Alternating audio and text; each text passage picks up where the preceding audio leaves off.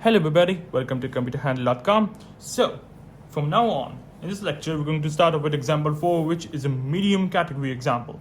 Alright, so here's the question. Indeed short again, but we have a lengthy solution once again. So,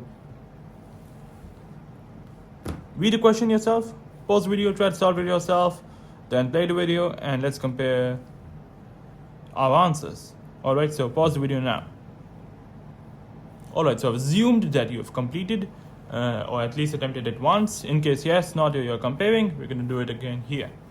Alright, so the question states input 30 numbers. That straight away tells us that it's a count based loop which is going to repeat 30 times.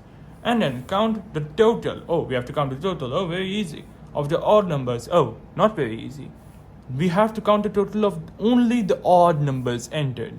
We have to discard the even numbers entered. So how are we going to do that?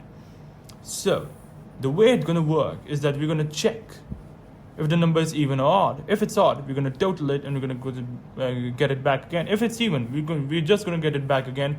We're not going to total it. All right, and at the end, when the count-based loop is satisfied, we're going to output the total number of odd numbers entered, and then we're going to end the program. So this time we're going to have multiple variables. We're going to have the input variable, let it be x. Then we're going to have the total variable of odd numbers, let it be t. Alright, and then we're going to have to have a count. Because it's count based, we have to have another variable which will indicate the number of times the loop has to be repeated. So we'll assume that's count variable. Alright, and let it be c, our usual number. Alright, so let's start with the program and flowchart designing. So without further ado, we'll start the program. Then we're gonna, of course, initialize them to 0, and as I told you before, we can all do them in a single rectangle, or you can say a square in this case, to save some space. Then we're going to then we're going to input our input variable, of course, which will be x. Alright, we're going to input x, and of course it's an input, it's going to be a parallelogram. Then what we have to do is to see whether this is even or odd. But before we do that, we need to really count the number of times the loop is repeated. But I can do it before, after, it really doesn't matter. Alright, but it's safe to do so before. Alright, so I'm gonna increment the value of c plus 1, which means the loop is repeated the first time. Alright, and then we're gonna have the condition statement, the two junction condition statement, the if else statement, which is gonna say is, of course, the way to check whether the number is even or odd is what we discussed in the previous lecture. We'll use the modulus mathematical operator. So is x modulus 2. We need to count a total of odd numbers, which means that we're looking for the remainder to be 1. So we're going to say it's x modulus 2 equal to 1, and then we're going to try my best to create a neat rectangle, the diamond here, and to some extent I'm successful. So is x modulus 2 equal to 1? Is the remainder is equal to 1? So I'm going to say if yes, alright, I'm going to total it into x. Alright, and then I'm going to return the value back here. But before I do that, we really need to check if the total number entered is 30 or not. So we're going to see the conditions, the count-based loop condition statement. All right. So we're going to say is c greater than 30. So is it equal to 30? Of course, if it's yes, we're going to say output t. All right, and a parallelogram, and then we're going to simply end our program like so. But if it's no, alright, we're going to repeat the process again. But What about the no of this part? What if it's an even number? Well, we're going to discard it, not total it. All right, and we're gonna straight away proceed through this path.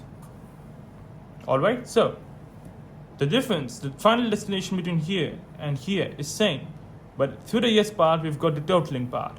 Through the no we don't, because we only have to count the total number of even numbers entered.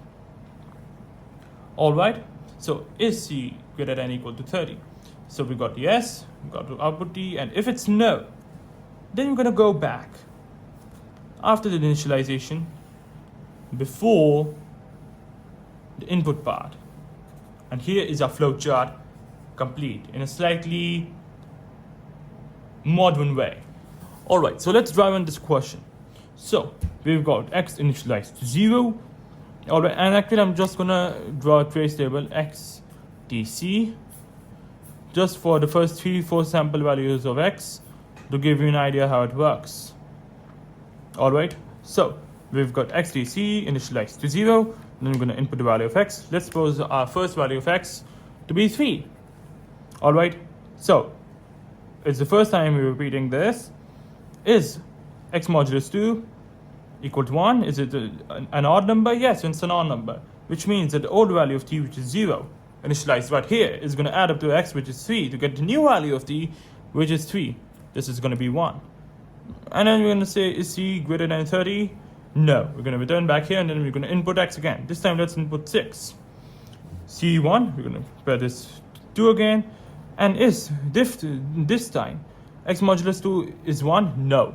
The remainder, when 6 is divided by 2, is 0, which means it's going to go through the no part. And then it's not going to total, which means the total remains the same. So here we're going to write 3 as exactly the same. Alright, because the value hasn't been changed. Alright, and then if c is greater than or equal to 30, we're going to check it again. Input x, then let's say we're going to input 9. This time it will count as 3.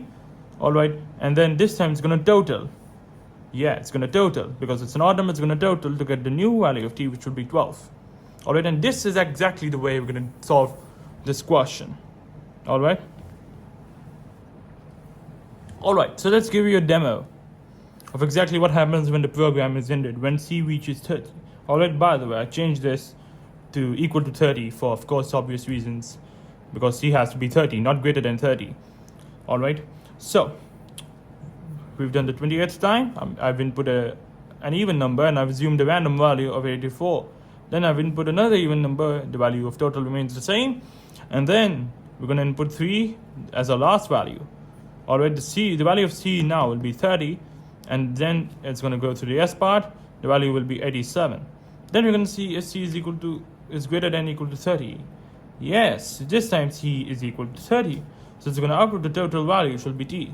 Alright, so t, it's going to output the number 87 for the numbers you've entered. Alright, we've assumed random numbers between 1 to 30. Alright, and then we're going to end the program. So this is the following solution of this question. Alright, and now I know and I understand that for many people this might be at first difficult to understand, but what you have to do at first is to try pause the video, try watch the lecture again and again, and try where you're lacking out. You have to figure out the entire logic before you move on to the next lecture. Alright, because computerhandle.com is useless till you don't know what's happening here. Alright, so if you are stuck at some part, watch it slowly, watch the lecture with a continuous pause and play button integrated to our YouTube embedded video feature on our website. Alright, and then also try and watch the lecture multiple times if you find it difficult to absorb it in your mind. Alright, so that's it for this lecture. Thank you, take care.